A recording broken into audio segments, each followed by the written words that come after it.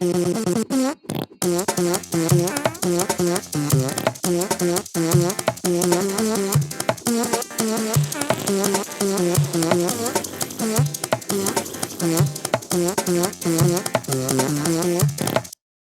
look back! Ah, Banjo-Tooie. I remember spending countless hours exploring the Isle o' Hags. It was the first game I played that gave me a true sense of a giant world to explore.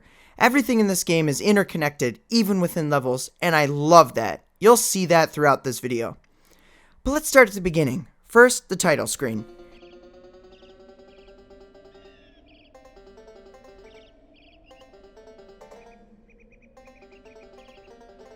We get a slowly plucked banjo with the N64 and Rare logo spinning until finally the total drop and a familiar tune plays.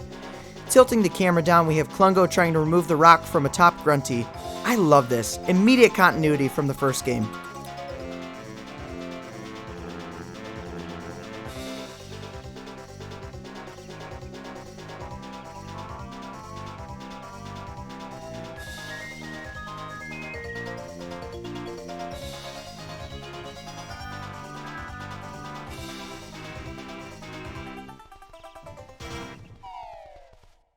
Into the menu, we have 3 save files in the form of pictures: Banjo, Kazooie, and Mumbo. Coincidentally, the 3 playable characters of this game. We also have a 64 on the table, and that's your options for multiplayer. We've got a camera to copy the save files, a wastebasket to delete them, a goofy looking TV thing in the shape of a honeycomb for the settings, and finally, what I think is a VCR for replays of cutscenes and battles. This menu's cute and has charm. It's simple, but it gets its job done. I don't think it's as cool as the original Kazooie's, but it works. You only spend a short time here anyways. But before I move on, let's set it to widescreen. Oh yeah! Let's get into it. Into the game we go!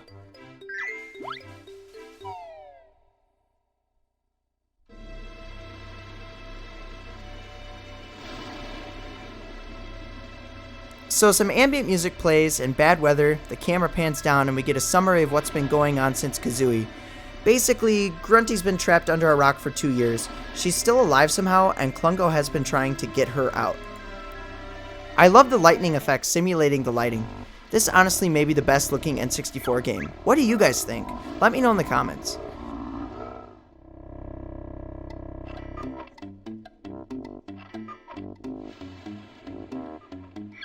So we cut away to Banjo-Kazooie, Mumbo, and Bottles playing poker. All is well, but Kazooie cheats and steals Bottles' coins, saying Grunty escaped, making everyone look out the window. Let's talk a second about the charm of all these models. Even the cuckoo clock at the beginning is animated beautifully. Banjo himself looks absolutely great. The model more or less is the same from Kazooie, but that doesn't mean it isn't great. I'm sure there are a few subtle differences, but look at him. He's awesome. Kazooie's about the same story. Looking over at Mumbo, however, you can see he's been redesigned quite a bit. I noticed he's generally a lot skinnier, and that makes him a little more friendly looking. It also seems like the texture on his pink body is less noticeable. I think this is the definitive version of Mumbo, and it just improved on his model in every way. Also, his hands and feet are more properly modeled rather than a big mitten. He has actual fingers here.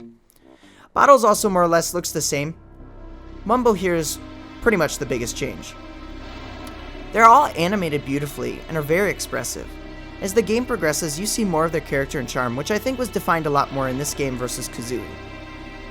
We cut outside to a giant drill tunneling through Spiral Mountain.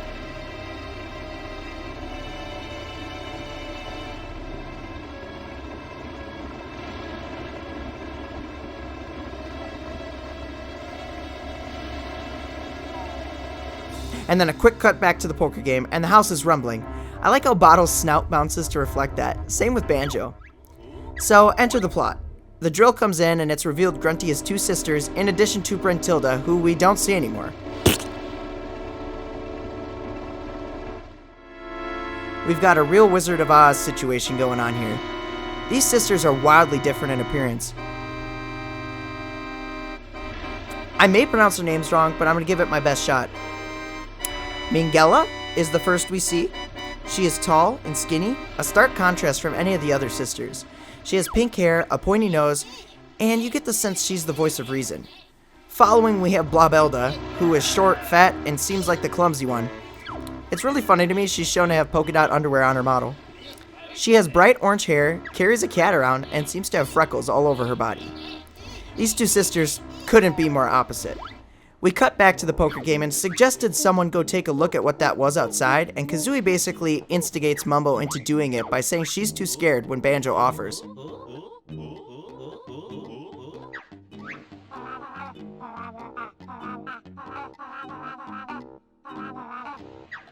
Mumbo, wanting to prove his courage, offers and runs out. Of course, Kazooie steals his money.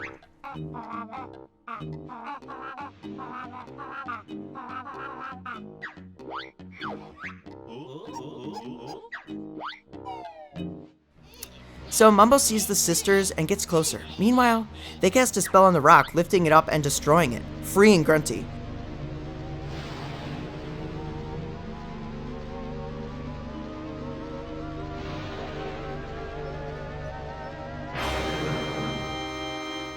Grunty comes out revealing she is nothing more than a skeleton now.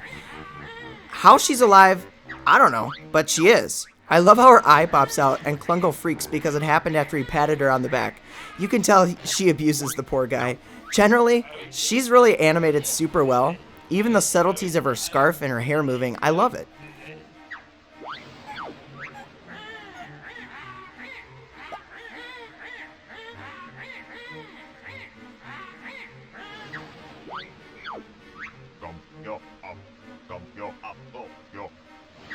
They catch Mumbo watching them, and Grunty engages in chase and shoots a spell.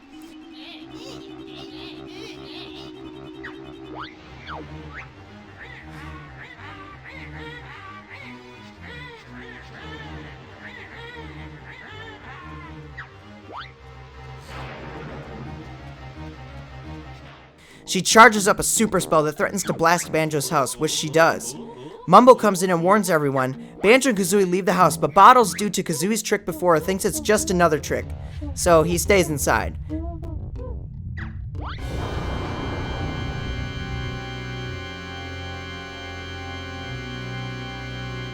The house is blasted. We cut back to the sisters, and they leave in the drill, leaving behind henchmen to destroy Spiral Mountain and Klungo. Poor Klungo, he deserves better.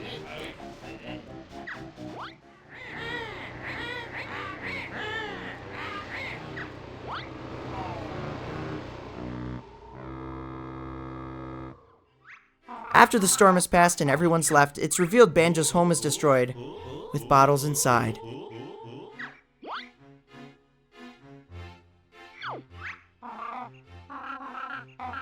He walks out all burnt and passes away. I kid you not, it opens with a main character passing away, and he turns into an angel. That felt pretty dark to me even as a kid.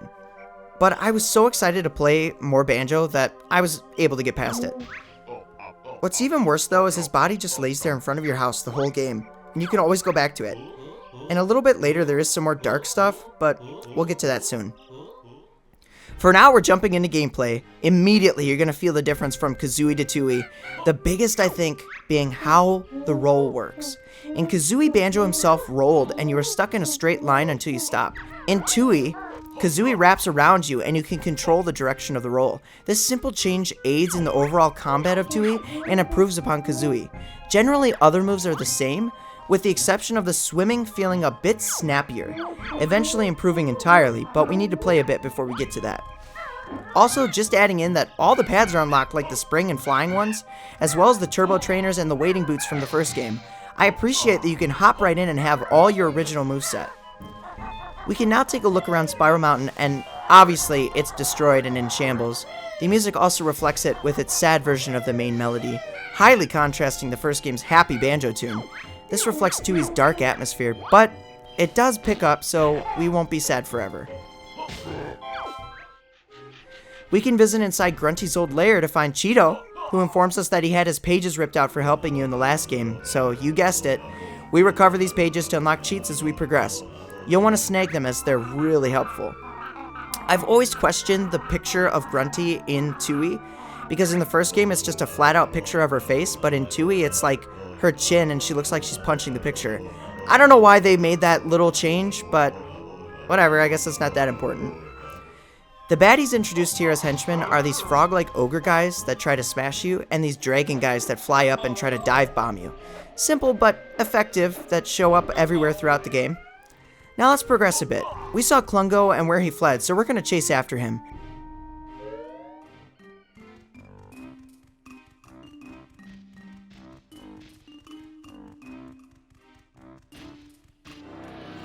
Entering in his tunnel, we challenge Klungo to a battle. His potion he takes is randomized between 3 things, so if you play the game, he may do something different for you. What he did for me was turn giant this time. Essentially, he throws potions at us while shielded until he drinks a potion and then becomes giant and tries to squish us.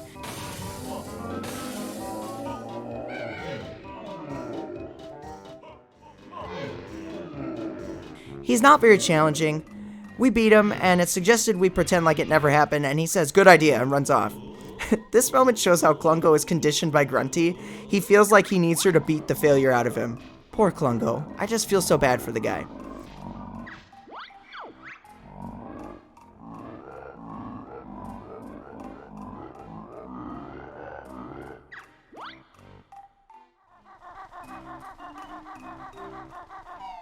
Moving forward, we get to enter the Jinjo village. So, I know it says Isle o' Hags, and technically that's right. However, Isle o' Hags describes the whole island where Banjo lives, and the text underneath states the specific place. This is one of the best things about this game, how massive the Isle o' Hags actually is. There's a theory that all of Rare's games are connected in the same world, just different continents or islands, like Donkey Kong's island and such. And this honestly is reflected in the Diddy Kong Racing Manual, where Banjo first showed up. That Timber sent a letter to Diddy for help on Timber's island, and Diddy, on his way, picked up Banjo and Conker to assist in the adventure. Rare was world building on the 64, and I love that. I wish we could have seen more. So, anyways, back to Jinjo Village. We can enter these houses that are color-coded, so each color represents a Jinjo family. We enter one and we get a brief cutscene where King Jingling tells us to enter his palace in the middle of Jinjo Village. So let's do it. He's pretty large for a Jinjo, honestly, and he's got the same pet as our Charmer friend in Gobi's Valley from the original Banjo-Kazooie. I love how the music changes to have kind of a royal sound to it, emphasizing the delicate strings and a brassy synth behind it. Jingling tells us that there's a kickball game between the Jinjos and the moles. We have to get his people back who are scattered due to fear of the witch's drill, who took out the Grey House, I might add, which is super sad and dark. So we agree to help gather the Jinjos and leave, and it cuts to the witches. It reveals the tower they're hiding away in a giant laser on top.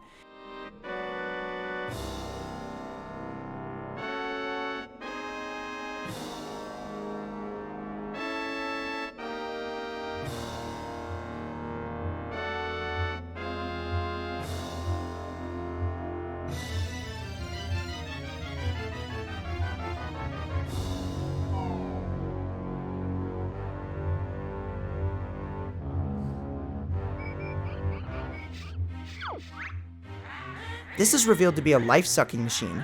Grunty comes in talking in rhymes, and her sisters shut her down pretty quick and say they won't help unless she stops doing that. Now, I don't know about you, part of me hates that they made her not rhyme throughout the game because that was part of her charm in Kazooie, but the other part of me laughed because it was acknowledged in-game as annoying to other people, and I'm sure the developers didn't want to have to write rhymes to everything she says in the game. It must be a hassle. If you're going to drop it, I think they did it in the best way possible. So essentially in this cutscene, they explain that this machine can suck the life from things and give it to Grunty to get her body back. So that's what's gonna happen, and they test it on King Jingling for helping us. I love how the laser shoots down and it sucks the color out of the palace and the surrounding area.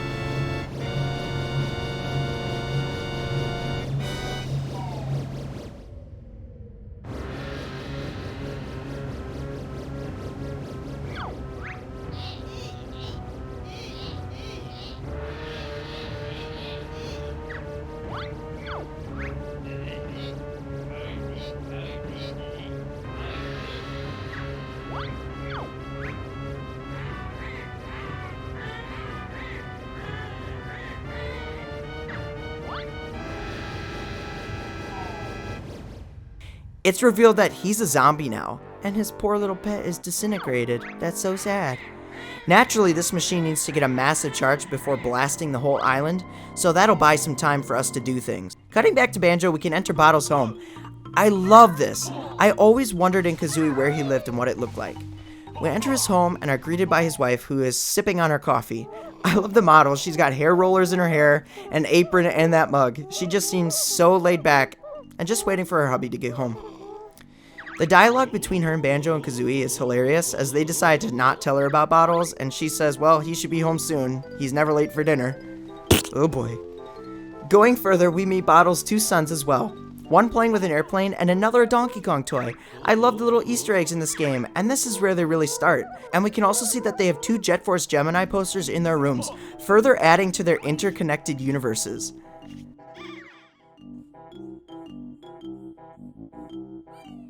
Going through the back door, jingling opened for us, we entered the Wooded Hollow. It's here we can meet Jiggy Wiggy and Heggy the hen.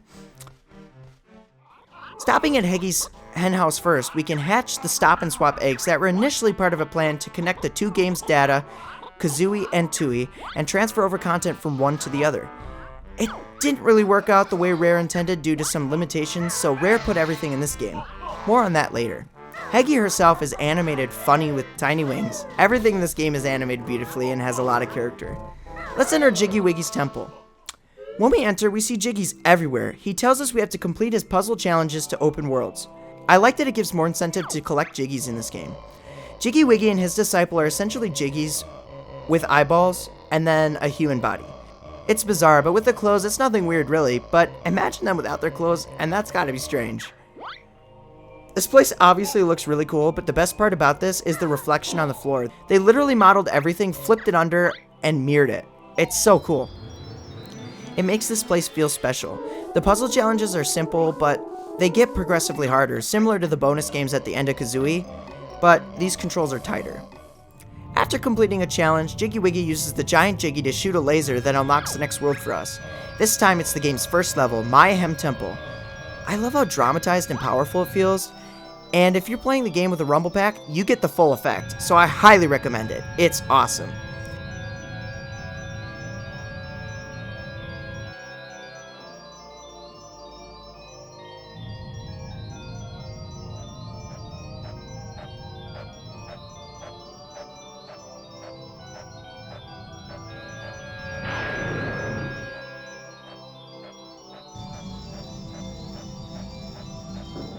Now we're on to our first level, Mayhem Temple, so let's do it. Into the level we go! So, in my Kazooie analysis, I separated every area and displayed it on screen and explained where to find every Jiggy. With Tooie being as massive as it is, I can't explain things concisely and efficiently if I have to do everything. So I'll just summarize some of the unique Jiggies and focus more on the unique attributes, characters, music, and things that make this level great. Also here, I'm going to explain a few new mechanics in levels in Tooie, starting with these warp pads. These are scattered throughout the level. If you walk on one, it'll turn on, and using them you can travel between them quickly to make levels progress faster. It's very helpful, especially in later levels. Here we meet our first new character, Jam Jars. He's acting in as Bottles in the game, and is actually his cousin. He teaches us new moves. Tooie has an excellent expanded moveset, and we have a lot to learn. This time we collect notes to learn the moves. He doesn't take our notes though, he just requires a certain amount. Also, collecting notes is condensed down to getting them in bundles. This makes it a lot easier. Jamzars himself is hilarious. He's dressed like an army drill sergeant, and his molehills are like little military shelters. It's super funny. The music that plays reminds me a lot of Funky Kong and Donkey Kong 64. Mumbo now does not transform you like in Kazooie. He is actually a playable character. You have to find a creature called a Globo, and in the level it's usually placed around his hut, and then you can talk to him and you can switch out.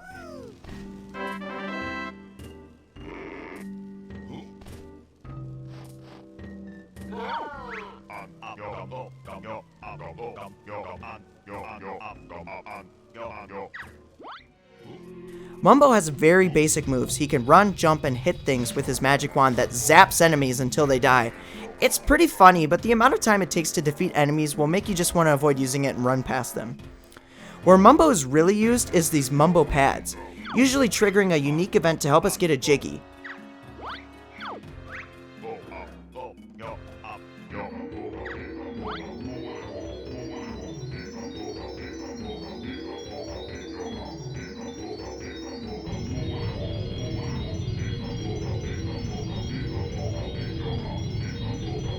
In this level's case, we can summon a giant statue we can use to get access to these doors and collect a jiggy. It's pretty satisfying to kick these giant statue things too.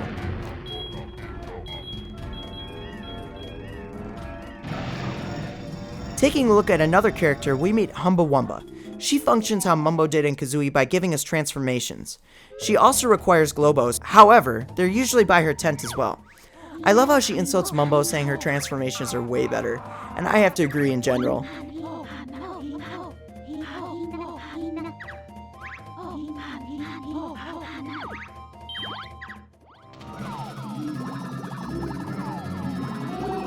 In this level, we transform into a stone version of Banjo. We get a fun soccer-like minigame and can talk to Stonies who otherwise can't be understood at all, and they tell us all about the level. A little more on that later. Humbawamba's model is made to look like a Native American woman shaman. Her wigwam, as it's called, is a teepee easy to spot from a distance. I really enjoy how to transform you actually jump in and out of the pool here. It makes it so much faster than standing on a switch and pressing B, and a lot easier to use. Now moving on to the level's unique characters, the characters I've talked about obviously appear throughout the game in virtually every world. Now these next few only show up here. First we have the Stonies. They're actually the inhabitants of this world and are very helpful once we transform and can speak to them. Their models are happy, and I like how they're stones, but as you approach them they animate into a character. It's a nice touch. Next we have the guardian of the kickball stadium, who's a giant tiger panther-like guy with a stony helmet and a large spear. He's intimidating and won't let anyone who's not a Stony in, which may be a little racist, or speciesist, I guess. We have Chief Blodazin in a gold chamber looking for a special treasure he lost. It's revealed it's stolen by Unga Bunga, a caveman in a future level. This section allows us to travel to part of a world we haven't even unlocked yet. I just think that's so cool. This is the start of the interconnectivity I was talking about, and the game is full of it. The Chief himself is goofy, fat, panther-like thing. His model's just hilarious. Then we have Targetson. He's basically the boss of this world. That's right, every level in Tooie has a boss. I think that's an upgrade from Kazooie. The unique thing about Targetson is you have to collect statues of him before you fight him, and to do this you enter his temple and you change into a first-person perspective, and you learn this from Jam Jars. The game becomes a first-person shooter. I love how unique it is, and honestly, it never felt like Tooie really pushed it or abused it. It's there, breaks up your platforming gameplay for a brief period, and it's fun. The boss fight is a breeze. We have Bovine, who's a cow who needs help stopping these bugs swarming her crops and gives us a jiggy. And finally we have Slumber, the sleeping snake, who, to get his jiggy, we have to walk very slowly, tiptoe even, over to it. This mechanic is used a few times, and it's slow, but it's funny. It's also used with Unga Bunga in the same level. Then we have the general enemies, which include these panther-like knights, these swampy plant things that'll eat your foot, these giant statue heads that shoot blow darts at you, the bugs by Belvina, and finally we learn how to ledge grab and encounter these things that shoot out of little holes to try and knock you off, and they're very annoying, and they get more and more annoying as you progress. Now I believe we talked just about every character. Important to note that Jinjos are scattered throughout every level as well, so we'll want to find them. Once found, they go back to their house automatically, and if we get the whole family, we get a jiggy, like we do with the very first Jinjo, the white Jinjo. Let's move on to the music. I'm only going to point out notable themes and such. Basically, if I feel a soundtrack is notable, I'll point it out because this game is loaded with tracks and excellent sound design. So many I'll end up missing some anyways, so let's just talk about the main theme of Mayhem Temple. It's super catchy. I love the mumble-like noises in the background. It somehow captures a feel of a jungle, but also makes you feel like you found some mysterious temple. It's very memorable, using xylophone and brass aligned with the mumbo noises. Now, as far as the aesthetic of the world, it's top tier. It's beautiful from start to finish, and everything feels alive. There's so many memorable sections like the kickball stadium, Targetson's temple, the treasure chamber, the prison chamber, even just the general open area. We have so much to explore, and every inch of this place is packed with charm. The textures, the models, everything about it's unique. I've also heard that the try count for this world is unheard of, and it's almost unbelievable it's running on the N64 hardware. This may segue into something that happens quite often in Tooie, which is frame rate dips. It happens due to the game being so good looking and huge. Honestly, this is the first game I ever looked at and said, wow, that shadow is an actual shadow of Banjo. The frame dips, even though they happen, somehow don't detract much from this game. Maybe it's how frame dips were handled back then, a different technique? I'm really not sure, but it's definitely not like today. Ranking or reviewing this level for Tooie, I'm going to give it a 10 out of 10. We're coming out strong for the bear and bird, but so far this game deserves it. Just because it's my favorite though, don't think every level is going to be held in this high regard. I view this level in the same way I view Mumbo's Mountain. It takes everything we learned, introduces a few new mechanics, and breaks up gameplay a bit in unique ways. Plus it's one that you can get in and run around or fly around and explore every nook and cranny, not to mention a fun transformation that you can actually attack with, and get multiple reasons to use rather than squeeze into tight spaces, although there is still a bit of that. Starting off the second part of our Banjo-Tooie adventure, we are first stopping by at Jiggy Wiggy's temple to complete a challenge and unlock the next level, which is Glitter Gulch Mine.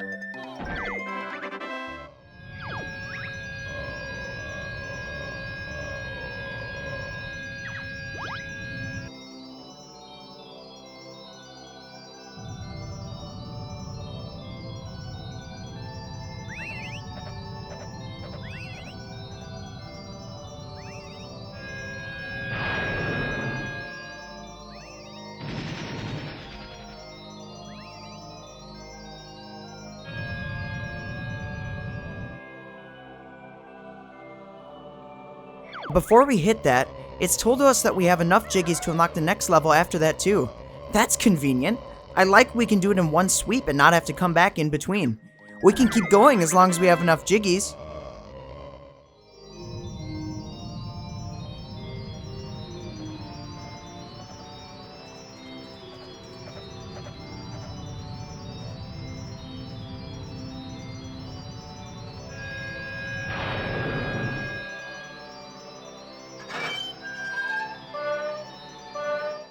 But anyways, let's make our way toward Glitter Gulch Mine.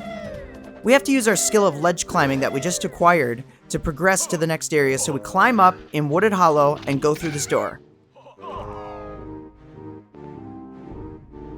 Boom! Here we are, walking up some sketchy wooden walkway and get some notes at the top.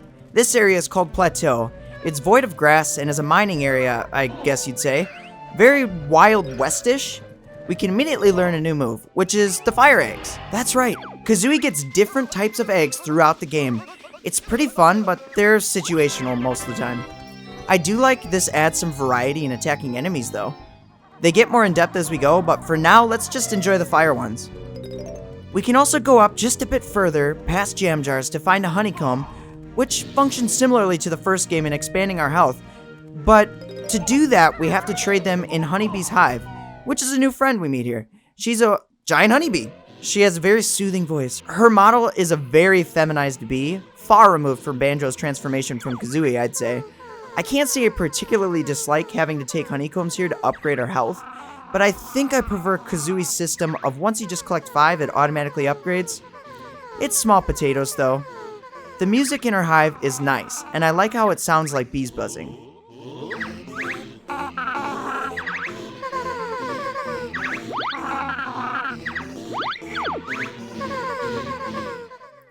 Making our way outside, it's finally time to enter the mine, so let's do it! Into the level we go! Let's start with the aesthetic, because here at the beginning we get a nice shot after hitting the switch of most of the place. It's a mine. We've got coal, we've got some purple stone looking piles, and some blue crystal-y diamond looking ones. There are minecart rails going through the whole place, and you bet your butt we're going to be riding on these at some point. More on that later. Digging down a bit further into the mine, we find a lot of spider webs, some leftover equipment, poisonous gas, and even a waterfall. We see there's a steady water flow throughout the whole mine. Moving on to the music, we get kind of a happy prospector tune. It has a very melodic harmonica with a plucking bass. Like I said, it feels very happy and the melody is catchy. I said this about Kazooie and I'll say it again here. I'm not sure if there's a bad tune in this game. So far the sound design is A tier.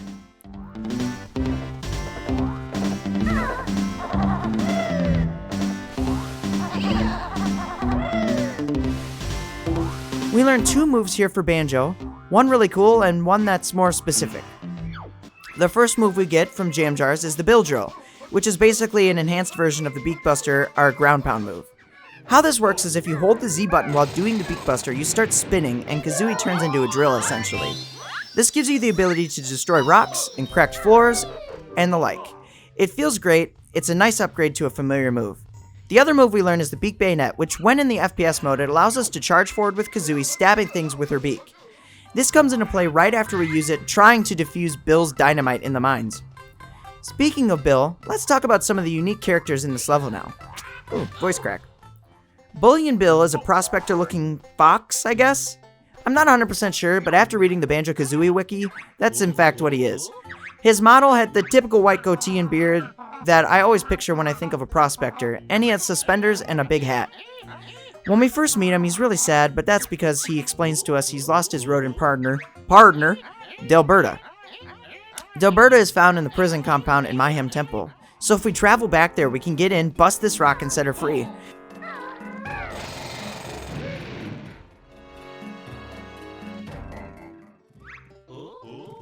When she's back, he's super happy. Again, I love the interconnectivity of the levels in this game. It's so cool I can just walk through the store and be in another part of the world. Delberta herself is a mole with a hard hat and a light on it. I like how large her eyes are on this model, but in reality, moles have very tiny eyes. There's your little biology lesson for today. Pull that bit of knowledge out at a party sometime and try to sound smart. Now we need to address the elephant in the room, or rather, the canary. That's right.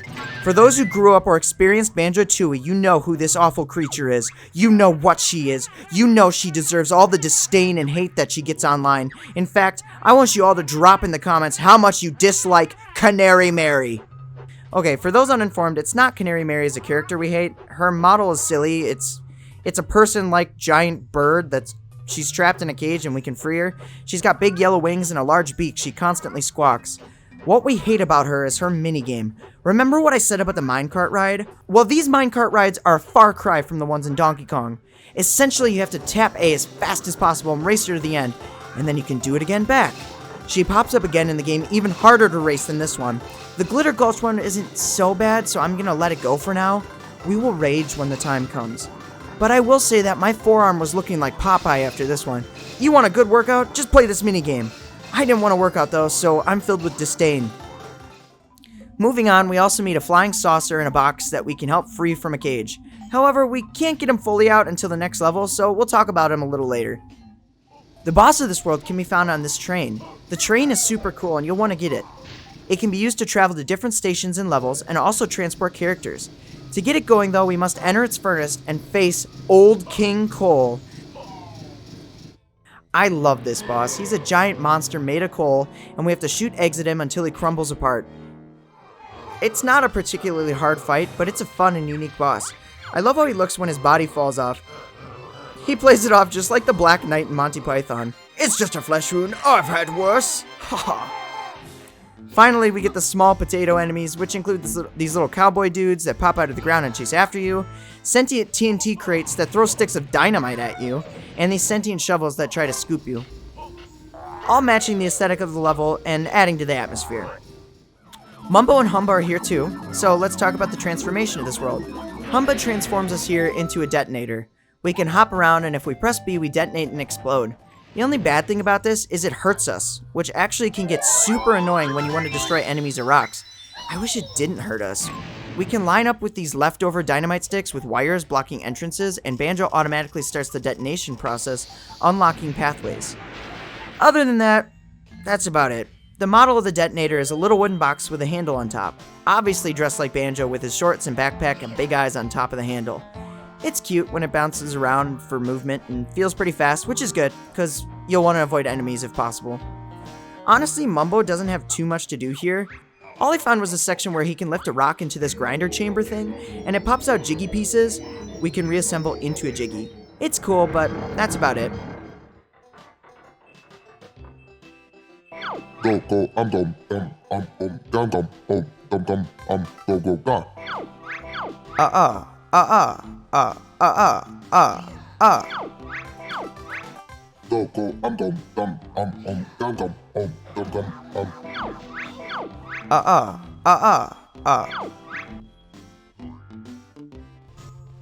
That's right, we can't forget that Mumbo lifts the train and replaces it on the tracks so we can use it. Good job, Mumbo.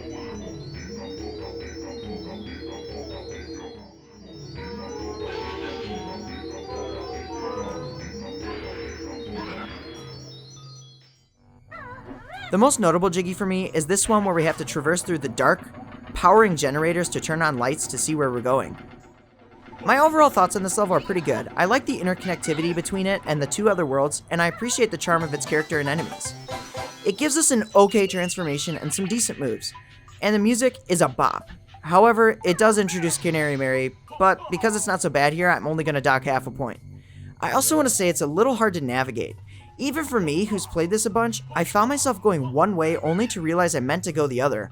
Overall, I'm going to rank this one at an 8.5 out of 10. Still pretty solid. Before we enter the next level, I think we've earned a reward. We're headed back home to Spiral Mountain to visit Cheeto.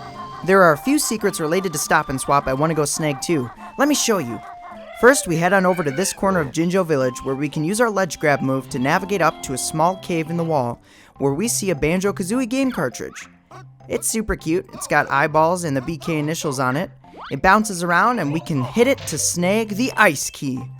Next, we'll navigate over to Cheeto to cash in on our pages we got. We snag the cheat to enter in Mayhem Temple to get more feathers. Moving forward, we can find 2 more cartridges in Spiral Mountain, one at the top of the waterfall that gives us the blue secret egg, and one above the tree stumps behind a gate we have to destroy with our grenade eggs. It's the pink one. Finally, before we leave, we can head over to a boulder in front of our house where our old goldfish is trapped. We can carry him over to the water so he doesn't dry out, and he gives us more air bubbles and a faster method of swimming by holding A and B at the same time, putting both characters to work. It's snappy and fast. What a worthwhile upgrade. Now we can head on over to Heggy, where we can get her to hatch our secret eggs. This gives us 2 new abilities. First, it gives us a cheat for homing eggs we can enter, which are exactly how they sound. And then finally we get the Breagle Bash, which is a super strong move where Banjo uses Kazooie to, well, bash things. And alright, now that we're done with that, I hope you're ready to scarf down some lukewarm burgers and reheated french fries, because it's time to go have the time of our lives by visiting the greatest theme park in history, Witchy World. But before that, we get another small area of Ilo-Hags called Pine Grove.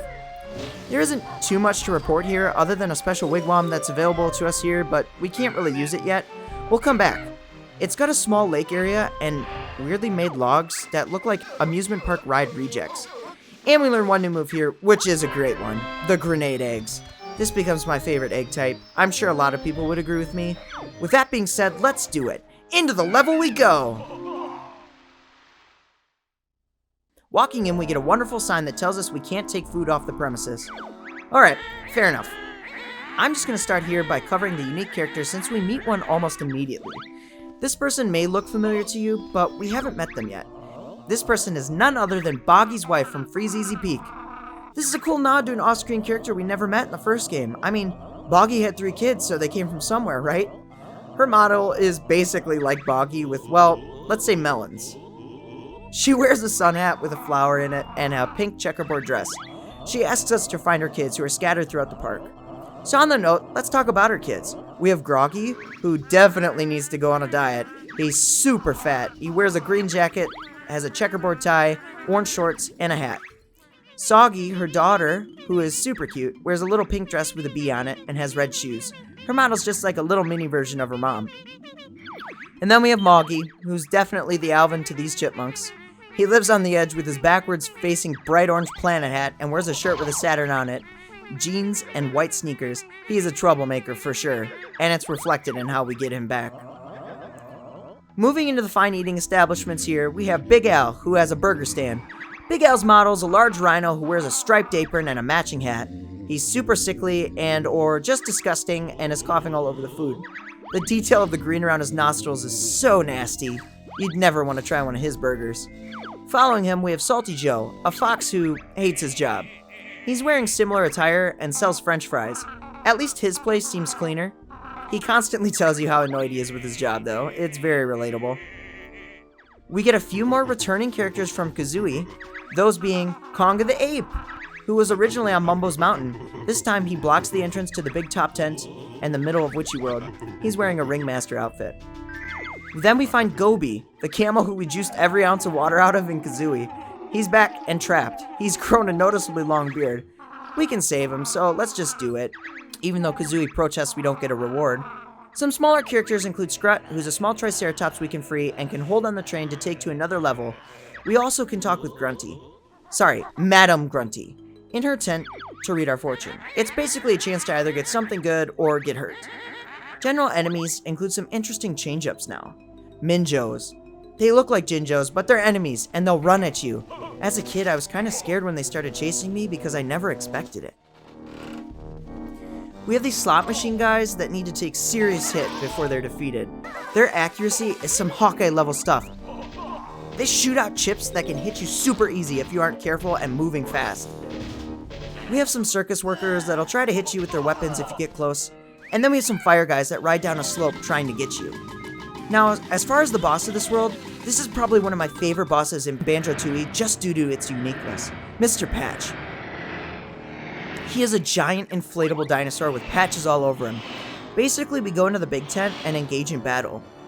We beat him by shooting our grenade eggs at his patches that create holes that deflate him. Once he's deflated, we win. He has a lot of charm, and the battle is pretty cool because it starts on the ground and then switches to the sky. And to do this, it'll segue into our next topic, new moves. First, we'll start with the obvious. We get the ability to aim and shoot eggs while flying. Pretty straightforward. Next, we get one of the biggest selling points of Banjo-Tooie, the ability to split up. I remember the old commercials on TV advertising this, and myself as a kid was about to pee his pants out of excitement. It was blowing my mind. Anyways, once getting this move, we find these separation pads and click A. This allows us to run around as Banjo himself or Kazooie by herself. You'll notice they really have no moves at the moment other than basic movement, but just by separating you can tell Kazooie is much lighter and faster, while Banjo is slower and stronger. To merge back together, all you have to do is touch the other character. The very last move of this world is learning the Pack Whack with Banjo when separated. This allows Banjo to use his backpack as a weapon by swinging it around his body. It's both an attack and sort of a method of double jumping if you time it right. Now let's talk about that music.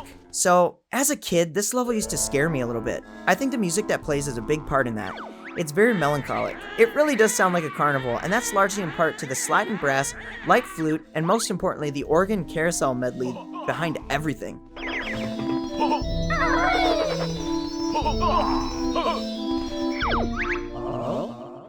Each area of Witchy World is a variation of the same thing, so we'll talk about them with the aesthetic of the world.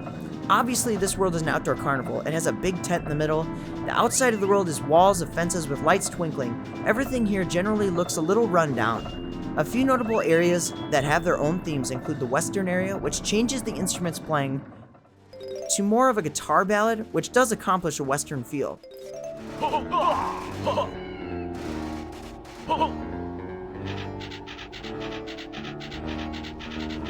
Then we hop on over to the space-themed area, and it changes the instrument to more synth variations of the same theme, which definitely feels space-esque.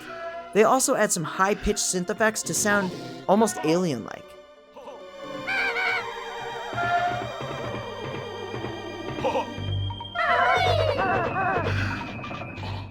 We have a creepy area where we rescue Gobi called the Cave of Horrors. However, it basically changes the music to be xylophone-heavy with like a low saxophone.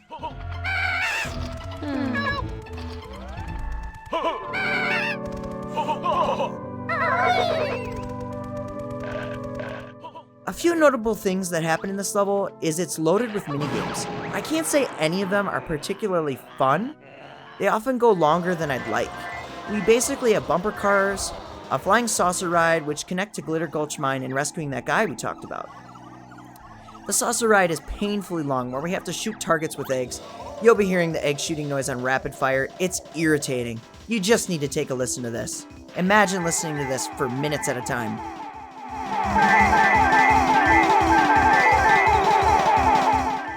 We also get some hoop minigames that aren't too bad, and a balloon popping minigame that's also not too bad. The transformation we get here is a money transport van. This allows us to enter the specific doors by honking and also depositing money in these boxes to enter minigame areas and such. That's about it for this transformation. Obviously it has the backpack and shorts, and it's to reflect Banjo, with big eyes. Mumbo's pads in this world allow us to restore power to areas. This allows us to enter the space world and power the Saucer of Peril ride, and honestly that's about it. Overall, Witchy World is a very creative level that makes you want to explore every inch of it to see what's new. However, I would say some of the minigames are way too long, but not all of them. The music is catchy and creepy, the atmosphere is great, and the boss and moves we learn are amazing. I'm going to give Witchy World a 9 out of 10, just putting it a bit above Glitter Gulch Mine. We're heading into the cliff top now, so be ready and clenched so you don't let out any brown eggs by accident and have to change your pants. Speaking of eggs, we get to learn ice eggs here. These eggs are cool because they have the ability to freeze enemies in place. It becomes very helpful in the next world. So, full disclosure, I totally didn't remember I got the ice eggs and went into the next world. At one point I accidentally used them and I was shocked. I literally said, "When did I get those?" It was only after, when I was writing for this episode, I saw I got them right when I walked in on the cliff top. But anyways, you'll notice there's a ledge over there. We can climb it and shimmy our way to a button to unlock a path for the train. Nice.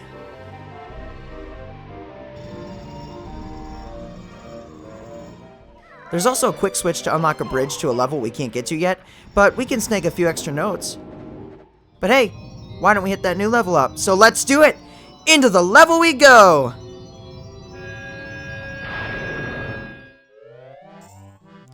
We're entering Jolly Roger's Lagoon. We start off with a nice peaceful area relaxing by the waterside. Besides the giant pipe dumping poo into this little pool over here, it's pretty nice. You'll notice there are some weird rock patterns on the ground. Well, turns out you can bill drill right through them, revealing in most to be holding doubloons. Ooh, shiny. Following that, you'll see this big rock statue thing in the middle, but it's going to take a little extra firepower to get it. Thankfully, Kazooie stores just what we need inside her.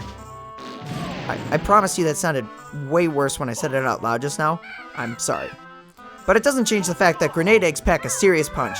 It reveals a split up pad right there. Perfect. The last rock I break reveals a pad we can use to get under the roof to climb to another pad, shimmy across a ledge, and drop down into the poo pipe.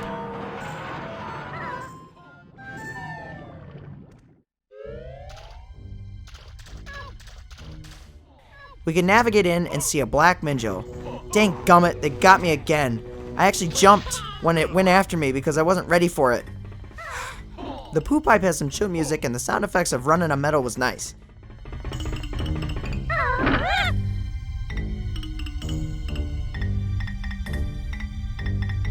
Back out in the lagoon, let's talk about some of the kooky characters we meet in the little shops we can visit here.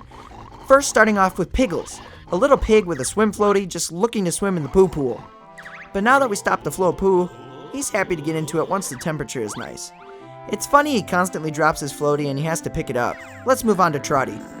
Trotty plays with the beach ball and what the heck is that? I legit thought my game was glitching or something when I saw his third arm. I was like, oh gosh, is my game about to explode or something? Then Kazooie acknowledges it, and I realized it was intentional. Phew! I was legit worried. That's still freaky though. But it's all okay now. Moving on to the shops, we see a familiar face. It's Captain Blubber from Kazooie, who rents out jet skis now. He's a pirate hippo we should all know. I gotta know this though, he literally had a bunch of blocks of gold last game. What has he done? He could have lived off that. But you're telling me that this joke of a hippo pirate captain spent all of that in 2 years' time and only has a rundown shop to show for it? Not to mention he's scrounging for doubloons and takes one from us even when we offer more? Gosh, he's bad at business. Anyways, we also get to head into a pawn shop owned by Pawno. Very appropriate name. What's cool about this shop is it actually has the Grunty plushie that was the prize in Kazooie's Furnace Fun. It also has a box of presumably Banjo-Kazooie related stuff and a picture of Brentilda. Also a Jiggy we can buy for 20 doubloons. Pawno's a gray, fox-like dude with a peg leg and a crutch. He's dressed like a pirate, just like everyone else in this world. Entering Jolly's, we get to meet the man himself, the mayor of town, and he runs the inn. He's a large, skinny frog. He wears a blue sailor hat and jacket. His voice is one of the silliest so far, I think.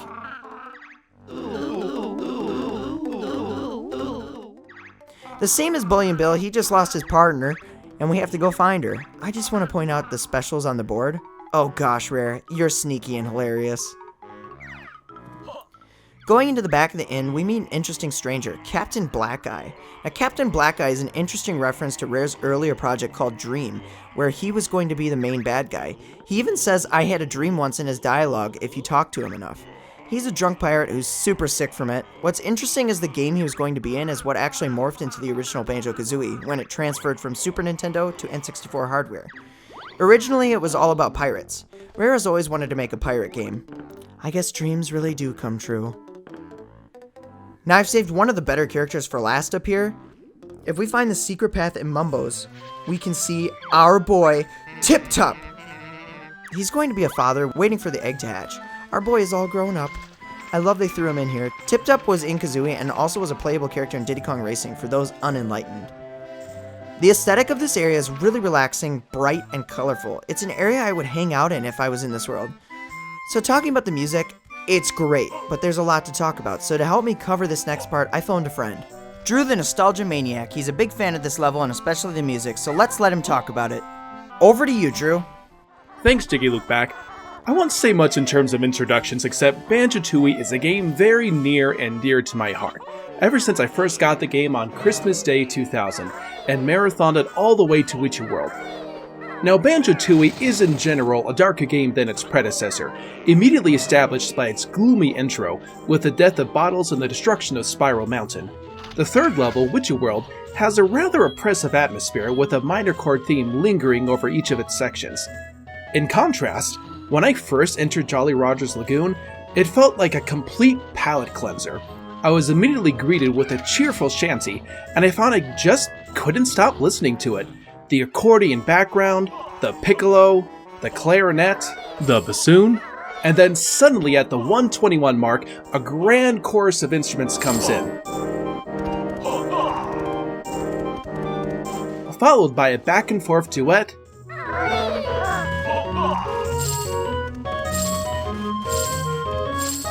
and then a brilliant brass counter melody.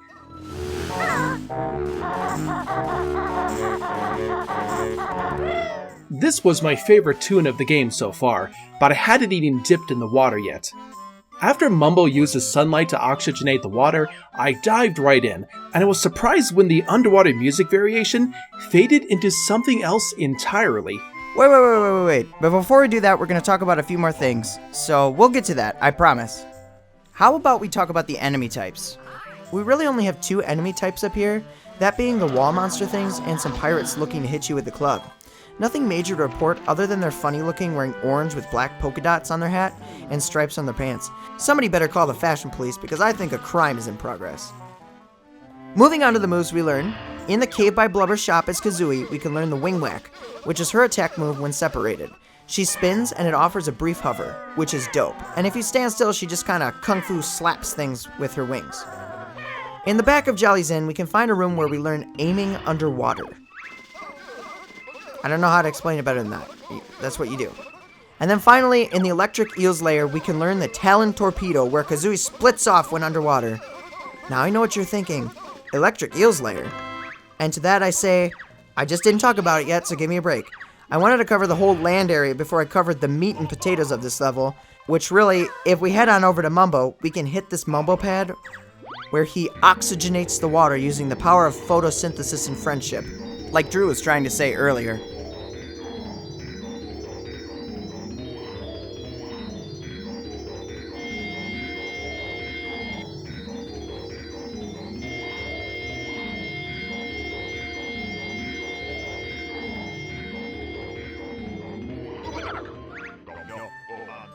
Now, Banjo and Kazooie can swim underwater without holding their breath, a useful trick. So we can now swim down this big hole, which takes us to Atlantis. Ah, Atlantis. That's such a cool idea. We get to swim down here and encounter tons of sea creatures, a lot of new enemies. So let's take a look at them all. First, we have these giant sea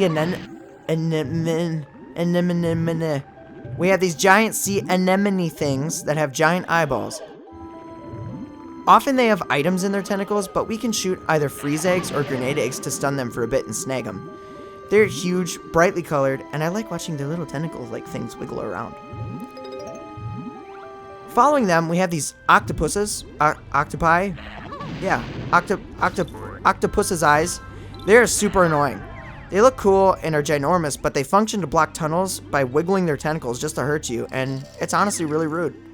We can freeze them though to get by. We have some electric eels that are light blue and glow with an electric aura. Obviously, you get hurt if you touch them. There's some super annoying pufferfish as well.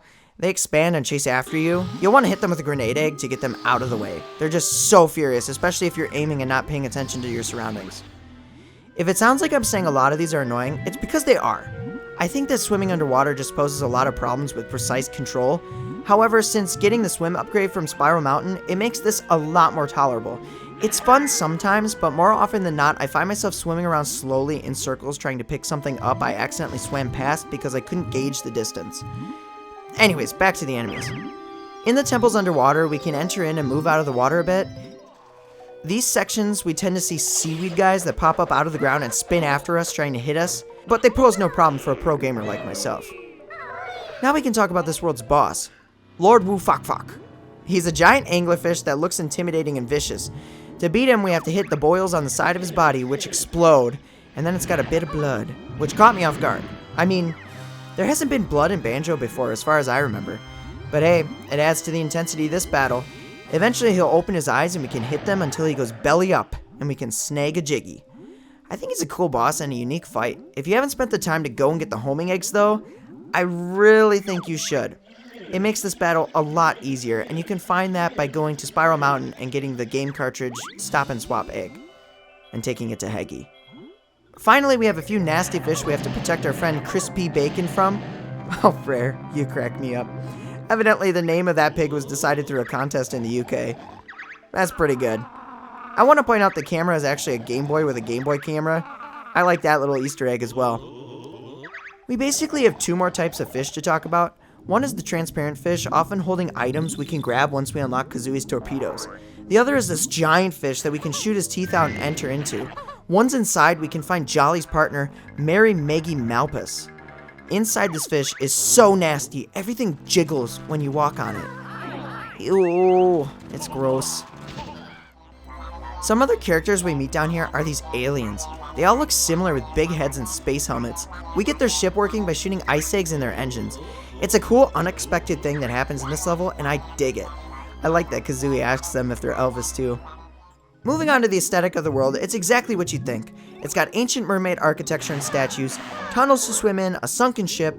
It even has a cave filled with lockers that if we break the one that says Davy Jones, that's where we find Lord Wu Fok Fok. I just love saying his name. Fun fact, the names on the other lockers are part of the Tooie team. I really like all the small touches they put into this level like that, and also with the small fish swimming around to fill out this world. Now let's talk about the music again and pass it back to Drew.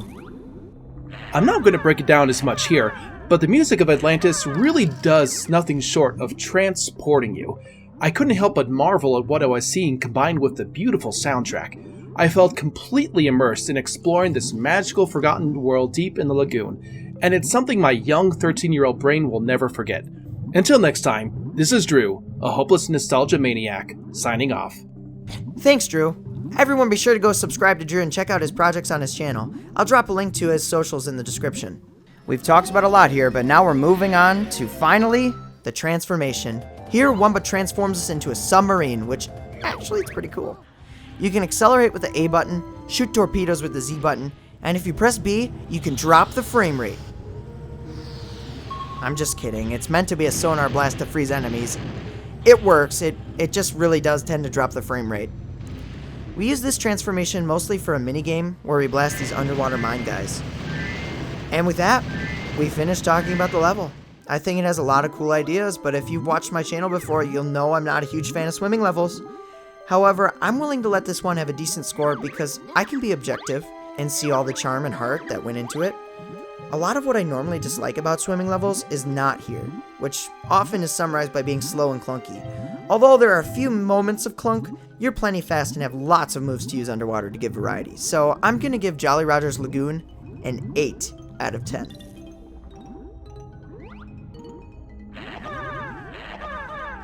Now we're entering into Pterodactyl Land. Get ready to fight some dinosaurs, but before that, let's press on to the new section of the Isle o' Hags.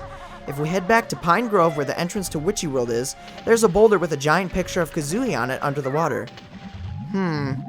That's a little sus. We can use the torpedo move to smash it open and swim into the tunnel. This prompts a rematch to Klungo!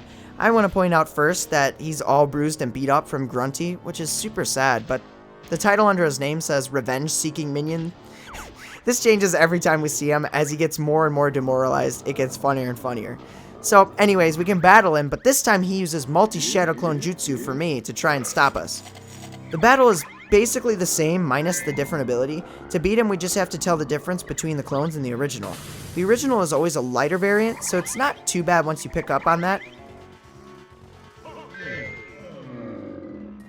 Anyways, we slap him hard and he runs away, evidently happy to get more beatings. Wow. We enter the Wasteland, a new area in the Isle o' Hags, and can pick up the last egg type we'll receive, which are the clockwork eggs. We can shoot these and create a mechanized Kazooie that we can move around for a small period of time and then blow it up. It's very unique and creative. One of the better egg types, I'd say. Whoever thought of that idea, props to you. But other than a few notes and a Jinjo, let's get into Pterodactyl Land. Into the level we go!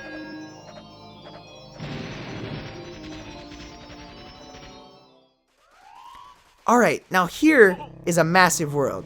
How about we start with the music this time? We get some weird sounding squawks and noises, and the deepest farty sounding bass and brass combo you've heard yet. The melody is bouncing with a distinct rhythm. There's a variation between entering in caves and outside, but it's very similar. It gives off the sense of a giant world with giant creatures, which, hey, that's what they were going for. Also, they always have to throw in a little xylophone to add some flair.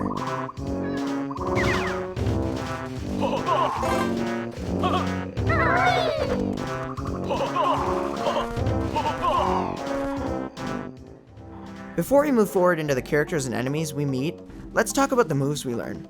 Let's start off with the springy step shoes. I believe this is the first new shoe type we learn.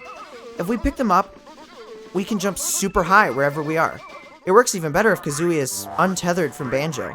This offers some unique ways to traverse around places, and I dig it. Following that, we get the Taxi Pack, which allows Banjo, when separated, to stuff things into his backpack. It doesn't matter if it's something small or the size of a dinosaur. I like to think that Banjo's pack is a portal into a pocket dimension and it has infinite storage capabilities. But probably not, considering it gets bigger when you put stuff in it. It's probably just stretchy. Finally, the last move we learn here is Hatch, which when separated, Kazooie can now hatch eggs by sitting on them. This will allow us to go hatch Tip-Top's child, hatch that stop and swap egg in Heggies, and some eggs in this world, which we'll talk about a little later. Now let's move on to some of the unique characters in this level. We have the Oonga Boongas, which are mean cavemen who suck the fun out of anything they do. This is the same cavemen that took Chief Bloatzen's statue in Mayhem Temple. They are large, stereotypical cavemen. Their faces are basically hair with a few teeth. They have Flintstone-like apparel and often a giant spiky stone club. Following them, we have the Oogle Boogles, which are far nicer cavemen who happen to be freezing. We light their fires and they get a lot warmer. They're similar in appearance to the Oonga Boongas, although generally smaller and friendlier looking with their big eyes. Scrotty is a giant Styracosaurus. I think I said that right. I don't know. We'll run with it. I would have said Triceratops, but I guess Triceratops have 3 horns and these only have 1. There's another little biology lesson for you guys. Add that to your bag of thoughts to sound smart at parties. Scrotty is a giant blue dino with 3 children that all have their own problems. Scrut, you may remember from Witchy World, we deliver back by summoning the train in the world because we conveniently loaded her up back in Witchy World. Scrat is one who's sick, and we have to cure him by using Mumble's magic on the cliff top. This requires us to do the taxi cab move we just learned with Banjo, get him on the train, and send him to the cliff top. Then we have Scrit, who is super small, and we use Mumble's magic to make him ginormous. Well, normal, I guess. Moving past them, we have Dippy, who's a super thirsty long neck living in a cave. His tongue is animated hilariously. And similarly, we have a plesiosaur Chompasaurus, who we can enter his belly and play a minigame for a Jiggy. Now let's move on to some of the unique enemies here. This is the first time I think we've seen the evil beehives. They look like normal beehives, except they have red eyes and will chase after you if you get close.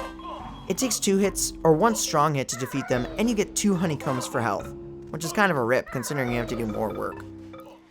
We have more of the weird plant-like guys that bite your foot off if you aren't careful. Evidently they're called Dragundas, which is hilarious because they drag you under. That's what they do. We have some more cavemen that are part of the Rock Butt tribe. I'm pretty positive that I wrote that down wrong in the script, so I don't actually know what the name of the tribe is, and I'm not going to take the time to look it up. We're just going to refer to them as the Rock Butt tribe. They're heavily armored, and we have to find a way to hurt them so we can acquire Jiggy.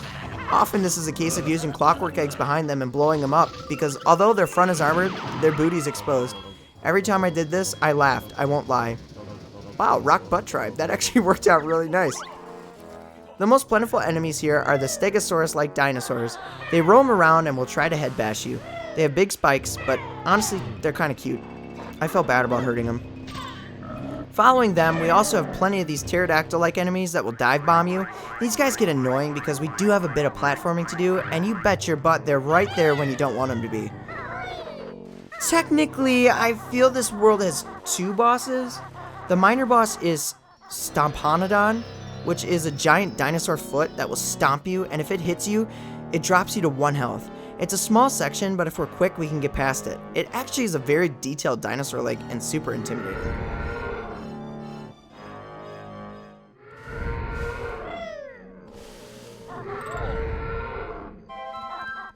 Following that, the main boss of this world is Terry, a giant pterodactyl looking for her babies. She lives at the top of the mountain in the center of this level. Right after we meet her, she accuses us of stealing her eggs. This boss fight consists of hitting her with the grenade eggs and fighting her snot that somehow becomes sentient when it leaves her body. Ew. I should add Terry is probably the largest enemy we have fought so far. Following defeating her, we offer to find her eggs, which brings Kazooie's ability into the world. We can go hatch her 4 eggs and get all the babies back for a Jiggy. Mumbo's role in this world we kind of talked about. On his pads he can make things giant here. This really comes into play with Wumba's wigwam. We can make it giant or return it to a small size. This makes everything inside giant or normal, which is cool. That's basically his role here. So obviously we can use that to alter our transformation in this level, which allows us to be either a cute widow baby T-Rex or a massive one. Both can roar, although as a baby we learn to roar from one of the Stegosauruses. The baby doesn't have a ton to do but can open doors and move to different places, while the big one can scare off Oonga Boongas, help us get a Jinjo, and genuinely is just kind of awesome to be. Finally, let's talk about the aesthetic of this world. It's reminiscent of Click Clock Woods in the fact that the main focus is a mountain in the middle we can traverse up. At the very peak we have Terry, and I like how it sounds super high up with almost no music in the background. We see clouds and mountains.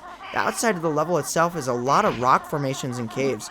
It feels fairly easy to move around in and fun to experiment with the springy shoes. The sheer variety of caves we can enter is crazy. They all look similar but have different characters and objectives inside.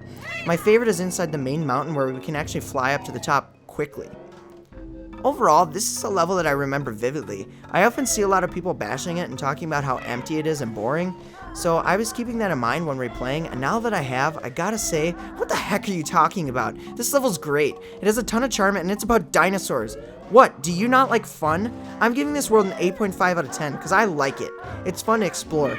Just maybe we could have given more for the transformation to do, and this would have brought it up. We're now off to take a tour of the popular Grunty Industries. I hear they make a lot of great quality stuff there, and the work environment is second to none. So let's do it. Into the level we go! So you'll notice right away that we can't get into the front gate, even though we literally just entered the front gate. Obviously, I'm talking about the second front gate. We have to be clever and find the train switch and then go hop on the train and enter in through the station inside the building. I think this is a cool change of pace that makes you think a little bit. If there's a way to describe the level, it makes you think a little bit. It's not a straightforward platforming level as we're basically used to. You'll have to keep track of where you are, or it's super easy to get lost.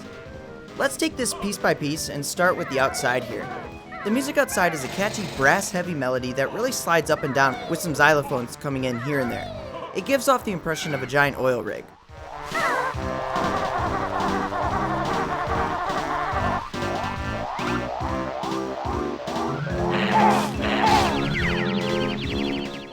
We can see the whole outside of the building with lots of purple water outside. I think it's just heavily polluted as it's pouring out of the building itself. Of course, we got lots of dragundas here, so be careful. We also have some piping further out into the water. You'll notice barrels are floating in the water with skull and crossbows on them. I wonder what that means. Let's talk about all the characters we meet out here. We have one enemy, which is these worker hog guys with giant wrenches who function similarly to enemies we've fought before. I laugh when they make a noise and come at you. Because they look so goofy. If you can manage to navigate to the back corner, you'll find a rabbit who's crying because his clothes are dirty. Aw, poor guy, do you need a tissue? Maybe we can get you a free trip to Bambiland, you crybaby. That's about all you find outside right away. Let's make our way to the train station and get the heck into that building. And here we are. Gruntilda Winky Bunyan Industries. Yeah, I bet you didn't know her full name is Gruntilda Winky Bunyan. Classic. Coming off the train, you'll see more toxic waste, but not the fun sour candy kind. The kind that apparently gets up and tries to hurt you. The music here is very synthy and electronic sounding. I really dig the melody. It does make you feel like you're by a bunch of dangerous electrical equipment, and someone better call OSHA because I think there's a chance that the conditions here are not ideal. But hey, why don't we ask some of the workers? Oh my. I think this music really reminds me of Frantic Factory, which is one of my favorite levels from Donkey Kong 64. If you haven't seen that analysis, I recommend you go check it out.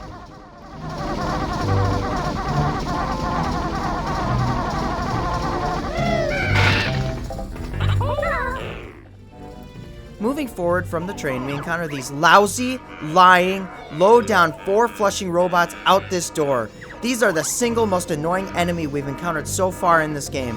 So how they work is there's a security camera on the wall, and if it sees us, it sounds an alarm that plays constantly while we're in its vision, and as it does, these drone ball things fly toward us, open up, and electrocute us. Really, to defeat them, you either go golden and jiggy charge into them, or you hit them with a grenade egg. They're such a pain, and they spawn back super fast. Let's just talk about the characters and enemies we meet here, shall we? Okay, great. We're gonna start here with our old pal Logo. He's Grunty's toilet from Mad Monster Mansion in Kazooie, where we flush down him as a pumpkin. For those who watch my content in my short about my top 3 jiggies from Kazooie, you'll realize that this was one of them. Good to see him return. This time we can unclog him. I kind of already talked about one, but we have these bunny workers. There's 6 of them, and they're all upset about their dirty clothes. It all makes sense later.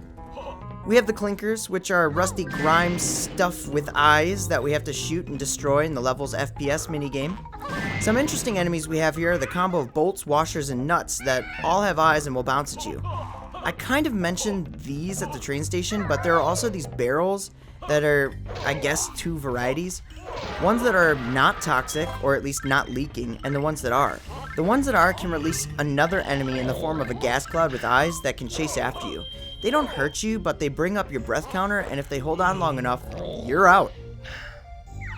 We have these fun little batteries Banjo can scoop up and put them into things to power them. It looks super painful though, like yikes, I'm sure they're okay, let's just walk away. And finally, we have the world's boss, which is Weldar. He's a giant sentient welding torch. The attention to detail on his model is great. He has gauges for pressure and fuel, he's got a long snake-like neck and head, and his whole intro crawling in is great. He's a crazy fun boss battle too, I really like it. Basically, he tries to jump and land on you or shoot you with fireballs.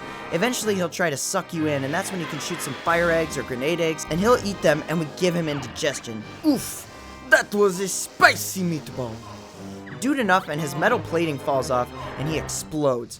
Also at one point he electrifies the floor, but as I've said in the past, this poses no threat to a pro gamer like myself. That pretty much covers the enemies, so let's move on to Mumbo's role in this level. Starting with Mumbo's hut, I wanted to highlight that its model is different in this level and it's made of metal. It's dramatically different from what we've seen so far and I think it's really cool, like heavy industrial bolted together. Mumbo's role in this level is finding his pads and triggering EMP bursts that shut down technology. Yup, it'll knock out whatever machinery is giving us trouble so we can get past it. The key here being once we do an EMP, it starts a timer, so we'll quickly have to switch back to Banjo to finish the task before the timer's done.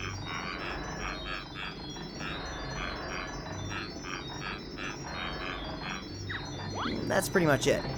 Moving on to Wumba, her wigwam is in a similar model change state, although I think this one looks even cooler. It's like sheets of metal stuck together. I really appreciate the detail in these revised models here. Her transformation this time is a washing machine. Yeah, that's right, the joke transformation from the first game comes back here complete with undies shooting capabilities. It's actually hilarious. We can go FPS and shoot undies at bad guys. Like, take that! This transformation gives us the ability to go through these security gates that were blocked to us before. And there's also an instance with Mumbo's pad where we can weigh down this switch once Mumbo shuts off the magnet that pulls us away. You probably guessed it, but the mission of the washer is to clean the rabbit workers' clothes, and my gosh, I can't believe we helped them. But we do. And this will really highlight the thing about this world, it's hard to navigate. Remembering where things and people are is pretty hard, and often there's a specific path to get there. You can't just go to floor 3 and get this door. Nope! You have to turn into the washer and ride the dumbwaiter to the 3rd floor to get to this specific area and find the door and then take it all the way back.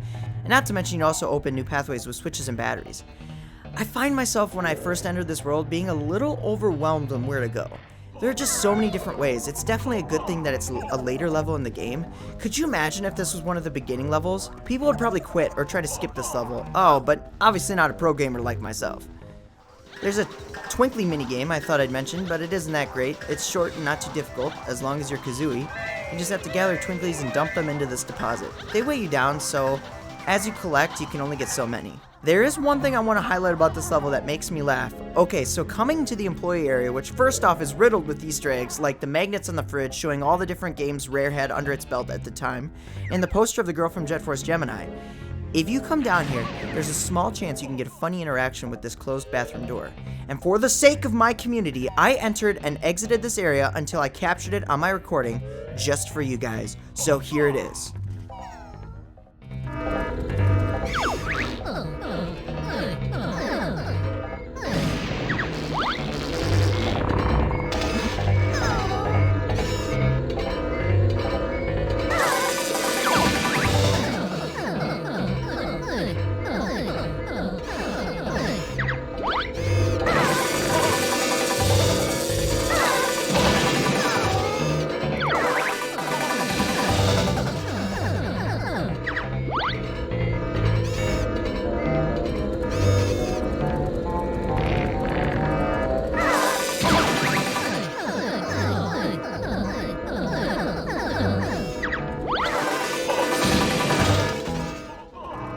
That's right, it's a funny interaction with a rabbit worker taking a massive dump and saying how bad it is, and lots of fart noises.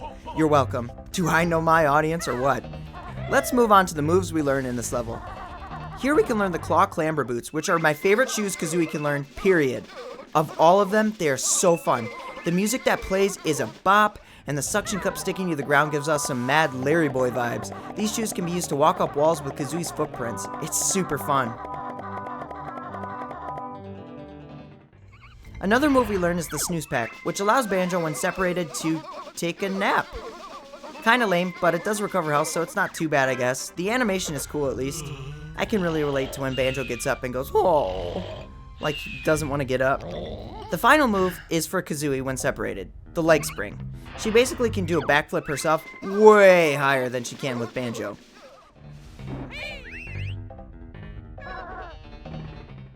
Now let's cover the aesthetic and design of this level. It's a dirty giant factory. It has 2 large smokestacks on top and dumps pollution into the world.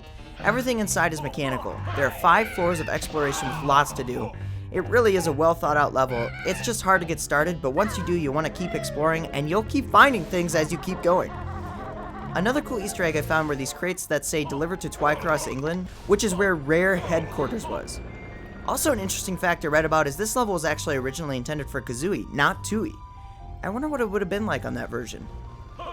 Well, reviewing this level, I'd have to say it's probably my least liked level so far in Tooie, just because I'm not a huge fan of being stuck and using specific paths to reach certain places. You know what I mean? I just enjoy freedom, and I feel like this is limiting me. That's why I'm giving Grunty Industries a 7.5 out of 10. It's still solid and fun. I hope you brought a winter jacket that's flame retardant, because we're heading into Hailfire Peaks. Remember that bridge we did earlier? Now we can use it, so let's do it! Into this level we go!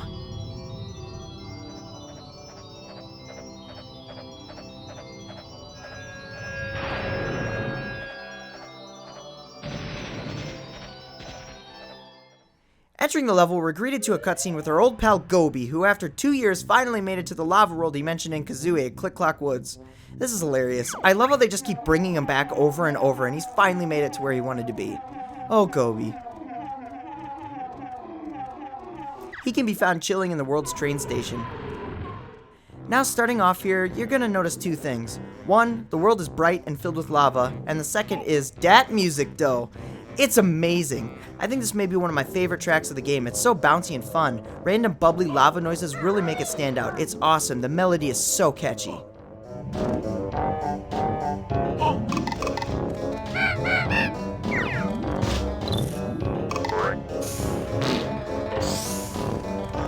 Looking past the music, if we move forward, we'll get some dialogue from a dragon who says he didn't recall us paying for a tour and he will burn our furry hide.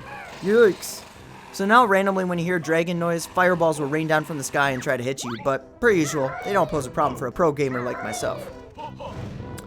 Let's talk about the characters we meet in this world. We have these fire guys that ride magic carpets that try to home in on you, just like in Witchy World. We have these fire hand things that shoot out from the wall and try to hit you. They get really annoying super fast. There are these like fire gargoyle rock faces that peek out from some walls and shoot fireballs at you. We get the return of some stonies and actually can connect to Mayhem Temple. Remember this door? We can enter another kickball tournament. We just transform back into a stony and then we can re-enter Hailfire Peaks as a stony. That's pretty cool.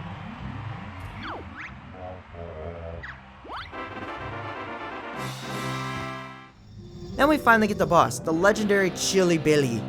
He's a giant red dragon who thinks you're the pizza delivery guy and will eat you. He's the one who's randomly been shooting fireballs at us. You'll notice the cannons we can use, and we can shoot our ice eggs at him as he doesn't like cold. The boss fight's pretty cool. I particularly like when he sticks his tongue out and tries to get a taste.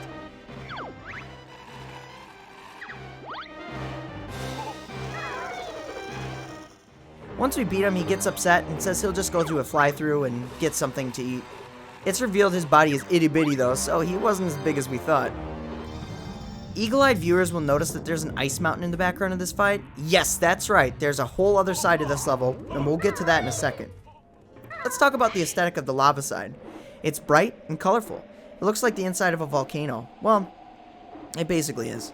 There's a lot of ancient architecture that is broke apart. Like it was once the Colosseum like the Stonies had in Mayhem Temple, but probably bombarded with fireballs from Chili Billy and destroyed. Oh, also Mumbo's here on the fire side, but his stuff is all on the ice side, which is kind of funny. There's a shortcut between him and Humbawumba's hut, which I think is kind of cool and doesn't really get replicated in any other levels.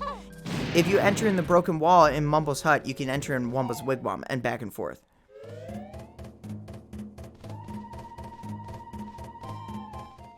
There's one move we can learn here, which is the Shack Pack. This allows Banjo, when separated, to enter inside his backpack, and he's protected from liquids and stuff. So he can go underwater if it's hot, or acid. It's crazy. This backpack is a blessing from God, and quite possibly the most versatile piece of equipment in the universe. Now let's flip on over to the ice side. Hopping over there, we get a cutscene of more reoccurring casts, this time the aliens from Jolly Roger's Lagoon. They're looking for their children, but one falls out of the ship and hits the ground, but he's okay. Don't worry.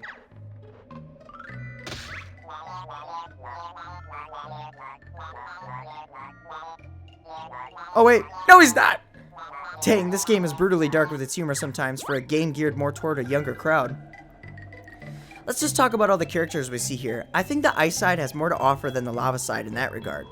The most obvious ones are the Biggie-foot, which are big Yeti enemies that will run and attack you. They have a leader that has one giant foot, and we can defeat him by initiating this side's boss, Chili Willy. Yes, that's right, this world has two bosses. We'll talk about it later. But same as before, we enter and he has a problem with us and starts shooting ice shards at us. But if we stand in front of this guy, it'll actually hit him and he runs away crying like a little girl.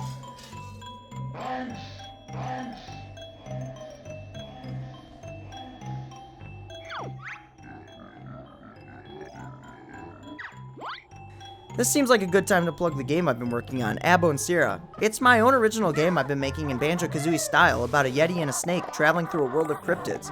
I've been working hard on it, so be sure to go check out the playlist I have on my channel with videos of updates. More on the way.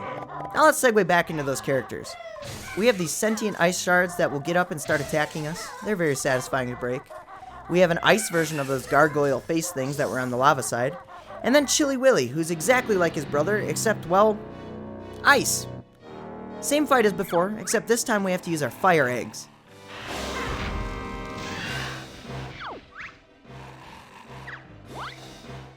Moving past them, we get some cool friendly characters. Most notably, we can find our old pal Boggy. He's sitting in his new igloo. I guess they resettled in Hailfire Peaks from Freeze-Easy Peaks. Or are they connected? I don't know. It's really cool if you look at his TV, he's watching a video of one of Rare's games on the Game Boy Advance. It's Mr. Pants! Rare had a few Easter eggs in this level, which brings us over to Saberman, who is a reference to Rare before it was actually Rare, and it was known as Ultimate Play the Game. Yeah, I'm glad they changed the name, that was a great idea. He mentioned he's been frozen since 1984, which was when the first game was released. A cool little piece of trivia. We also meet Mildred the Ice Cube, who holds a Jinjo here. She asks us to find her husband, but we can break her to grab the Jinjo, which is pretty harsh. We also get to meet all the aliens kids, which bring us over to Mumbo. Mumbo uses his magic in the level to bring people back to life. Mumbo? What the heck? You had this ability the whole time and you wouldn't revive your friend at the beginning, but you'll revive complete strangers? What a selfish jerk. You used to be one of my favorites, but now you're just a selfish... Oh well, I guess Banjo needed motivation to go stop Grunty. So we can revive Saberman, and the alien, and one of his kids. He has 3 total kids, and we can get them from the underground holes they're trapped in, and the youngest is actually on top of the world that we can get to by using Kazooie's new move, which is the ability to glide. Yes, at any time she can flip up and glide. Very useful for getting places. Let's talk about the transformation now. This time we can turn into a snowball that, as we roll in snow, gets bigger and bigger and bigger. It helps us trigger the train switch for the icy side, the switch for the oil rig, and to grab a Jinjo that has wind behind us. It would normally blow Banjo and Kazooie away. This transformation is interesting because it's the only one that you need to take hits and drain your health to get smaller and move through pathways. But it can also regenerate health by grabbing snow. It also has a dash move by holding B, so you can roll faster. Now let's talk about the music on this side. It's the same as the other, obviously, but this time emphasizing more bells and higher tones with strings to capture that icy world feel. It's really cool. I think personally I prefer the lava side though.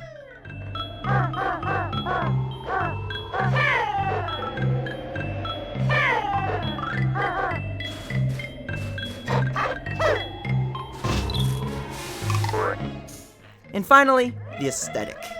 It's a snowy ice mountain world. I love the contrasting colors of the fireside with all the blues and greens. Even how it's surrounded in water that's cold. The gradients of snow on the walls, it's awesome. And now for my review. Looking at these levels together, as intended, they create something totally special. With some old friends revisited, fun boss fights, and great music, this world is a sight to behold, so I'm gonna give it a 10 out of 10. Everything about it's amazing. We're going to be heading over to Cloud Land, but before we do, we're gonna stop by Cheeto and cash in on our pages. This time he gives us a code for fall proof, which makes it so we don't get hurt if we fall from a great height.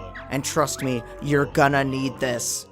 There's also one thing I really want to do. It involves cashing in our ice key we found. If you travel the Glitter Gulch mine and you use Kazooie as a torpedo in the falls, you can swim through, enter Hillfire Peak's icy side, and use the key on this giant vault to get the legendary Giant Globo. Then take it to Wumpa and Pine Grove, and you'll get to change Kazooie into a mother-grabbing dragon.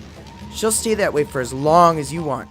Cloud Cuckoo Land's entrance is located through a small tunnel by Pterodactyl Land. Once completing Jiggy Wiggy's challenge, you get a bubble. You can use this bubble to ride up into the clouds. I love how it reflects and distorts the images around it. Anyways, let's do it. Into the level we go! Flying up to the clouds, we get a cool shot of the Isle o' Hags down below. Super cool to see how everything is laid out from that perspective. Let's start with the music here. We get a super bouncy tune that's very happy. It has a lot of xylophone and flute, and if you listen, you'll hear birds chirping.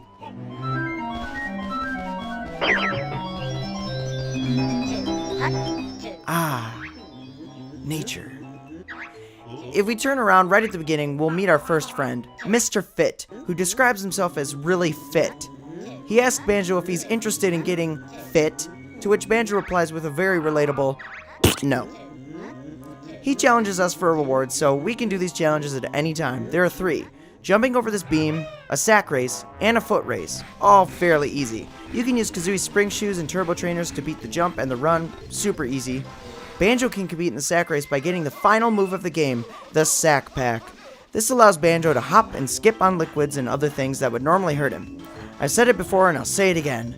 That backpack is insane. Some other friendlies we meet here are Super Stash, a safe that houses a Jiggy. We have to find the combination by using clockwork eggs and blowing up on these switches that are placed randomly throughout the level. We meet Guffo the empty food can, who gives us a challenge to clean his garbage can home out. Really cool little Easter egg. If we look in this milk carton, it says missing since Kazooie and shows a picture of Tootie. That brings up a great point though.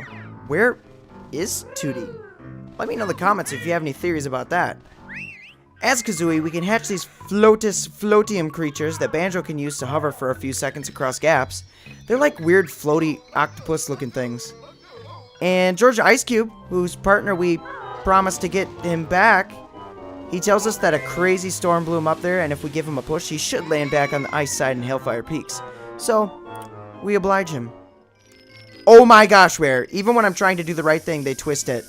Well, at least this water's cooled off and George is with his wife now. R.I.P. George. R.I.P. Canary Mary is also here. Her challenges here were so infuriating as a kid, but now that I understand how the rubber banding works, I was able to beat it fairly quick. The trick is to slowly tap A just to keep pace with her, and then right at the end, hit it so fast you pass her. And there's my Jiggy Look Back pro gamer tip. I'll be providing these more in the future, so be on the lookout. The enemies we face here are the Return of the Zubas at the top of the peak of the mountain.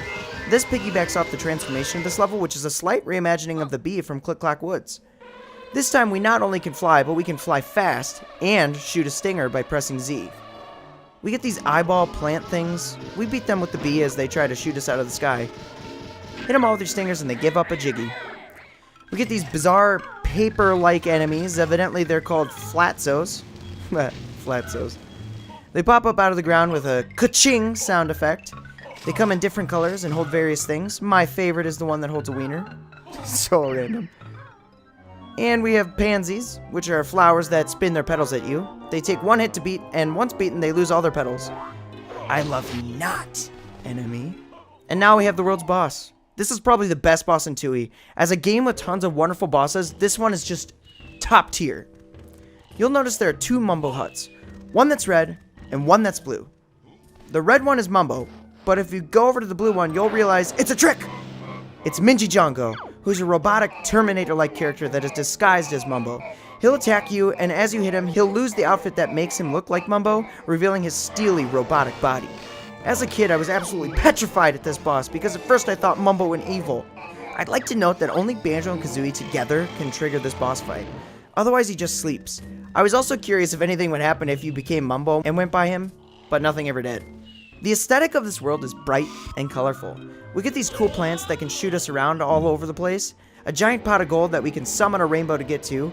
Oh, and that's what Mumbo does in this world. Find his pads and he's able to do a rain dance that will summon the rainbow to the pot of gold and water magic beans that Banjo can plant. These grow a beanstalk to access more areas. This place is crazy. It has a jello castle, a big stinky cheese place. We can drop this water here to fill up our friend in Pterodactyland's pool. Overall, I really like this level. It's one of the levels I always think of when reminiscing about this game. I will say that I'm so thankful we got fall proof as a Cheeto code because you'll find yourself falling constantly because it's way faster than having to navigate to specific places. But this level is super cool and offers one of the best bosses in the game. And also, the entry to this level is one of my favorites. I'm giving Cloud Cuckoo Land a 9.5 out of 10. It loses half a point though for Canary Mary. You suck. And now, it's time. We're heading over to Cauldron Keep, which is where Grunty is. It's good to know that you'll have 2 more entrances to open here at Jiggy Wiggy's, and you'll need a total of 70 Jiggies to finish the game. So if you don't have enough, go collect a few more. I was one shy, but thankfully I could just go hit the switch at the entrance of Hailfire Peaks, so the piggies can swim.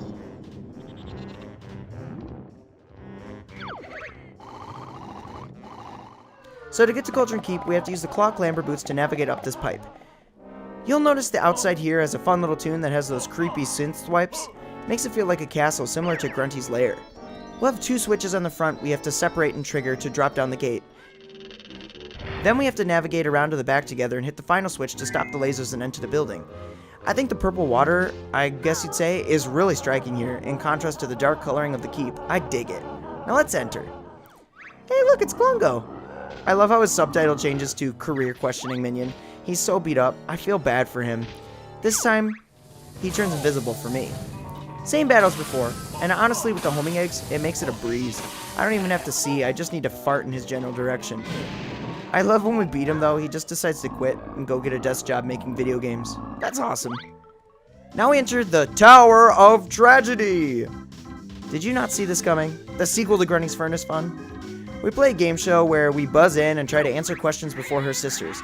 If we win the round, one of them gets a ton-pound weight dropped on them. Oh, and we can also steal if a question is answered correctly, but that also applies to them. So this features Grunty on a podium with question cards. She's like a regular Sweet Harvey at this point. I like that even though she's evil and doesn't want Banjo to win, she still plays pretty fair. I respect that. She also basically just ends her sisters here. That's super nice, especially all they did for her. Now these questions obviously have a wide variety. Just show an image and ask a question. Sometimes you have to be fast just to buzz in and get a chance to answer, especially in the second round. I think the fact they've been analyzing this game and going through all the models, characters, and music and all that jazz made this really easy because I was popping off answers left and right. I guess I am a pro gamer. Once you finish the 3 rounds, she pulls a team rocket and blasts off again.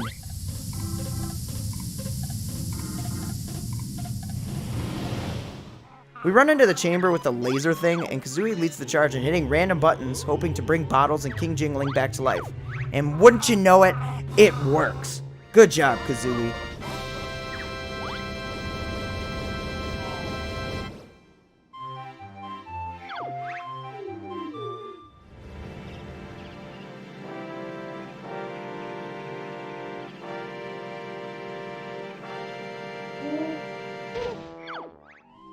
Then we see a cutscene where Bottles is at home and Jingling and Klungo come. They start throwing a party to celebrate Grunty being beaten. Wow, Klungo really did have a quick change of heart, didn't he? We get to run around the big machine here and find Ding Pot, Grunty's pot that will refuel all our supplies and health. Good to see another returning character from Kazooie. Navigating outside, it's now time to face Grunty. This battle is a little unique. She actually sits in the Hag 1, the giant drill that her sisters use. She has several phases. She uses lasers on the ground, shoots rockets at us, charges at us, and will randomly stop and ask us trivia questions mid-battle. She'll then try to shoot spells at us, which we can fire back with our grenade eggs. Take that! Eventually, the back hatch on the Hag 1 will open just enough for us to shoot a clockwork egg into, and then we can blow up the batteries that power it.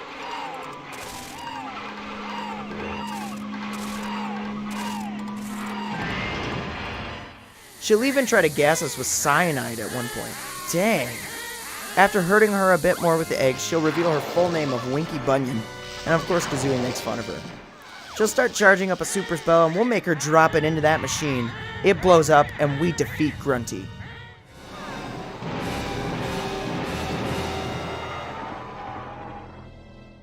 Flash forward to us arriving at the party with a happy well done sign. Unfortunately, everyone's partied out and Klungo ate everything. Our heroes, plus Mumbo, Wumba, and Jam Jars, all missed out, so Kazooie has an idea. A game of kick-around. I kid you not, we literally play hacky sack with Grunty's head, and that's the end of the game. At one point, her eye even falls out. That's morbid. Banjo-Tooie is a great game with a lot of heart. It's a sequel that I believe surpasses its predecessor in virtually every way. While Massive Worlds and Collectathons might not be for everyone, this one is definitely one of the best of that genre. It's a must-have for 64 owners. I'm giving Banjo-Tooie a 10 out of 10, putting it just above Kazooie. And if you don't agree with that, tough. It's my channel and I can do what I want. I can't wait to see what 3 has in store for us. Well, that's completed another game in my analyzing series. Punch that subscribe button, hit that noti bell, and drop a like. I've got a new video series coming out in addition to my analyzing one. It'll be my Versus series where I put 2 games in the same series head to head and see what comes out on top. In the meantime, let me know in the comments what your favorite world in this game was overall. Until next time, have a good one!